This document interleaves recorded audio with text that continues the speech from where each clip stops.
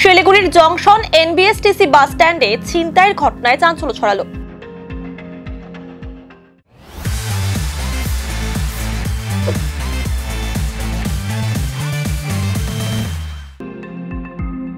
সোমবার সকালে কোচবিহারের বাসিন্দা ডলি দাস তার মাকে নিয়ে নেপালে যাওয়ার জন্য এনবিএসটিসি বাসে করে শিলিগুড়িতে পৌঁছান।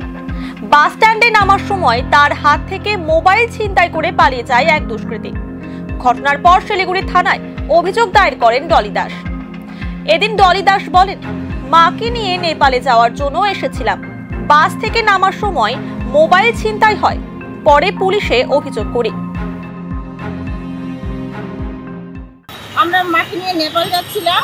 আমি কুচবিহার থেকে আসছি, আমার বাপের বাড়ি ফুলবাড়িতে। আমি মাকে নিয়ে নেপাল যাচ্ছিলাম, তো আমার হাত থেকে আমি নামার সময় মাকে ধরছি এটাতে, আরও সাথে মোবাইলটা ছিল, মোবাইলটা হাত থেকে নিয়ে নিয়ে গেল খুব ভিড়ের মধ্যে।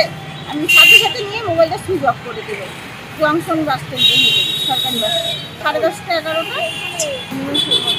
এত ভিড়ের মধ্যে আমি মাকে সামলাবো না মোবাইলটাকে যেতে যেতেই ধরতে চলে গেল।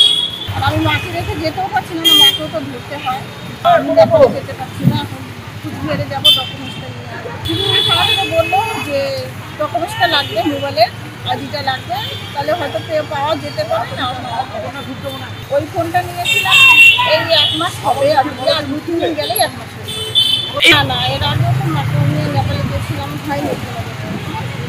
তখন না, কিন্তু যে চাইছিল মোবাইলটা বা যে নিয়েছে হাত থেকে, সে মোবাইলটা দেওয়ার মানে চেষ্টা দিলে ভালো হতো। আর এক একটা মানুষের মোবাইলে কত কিছু থাকে, তাই না? মোবাইলটা নিত 10-20 টাকা খাওয়ার জন্য নিত, সেটা থেকে যদি পড়েও যায় সেটাও হতো। কিন্তু কী যে হলো, থেকে ট্রেনেই নিয়ে গেল নাকি বাসে ধরে বুঝতেই পারলাম। মোবাইলটা আমার হাতেই ছিল।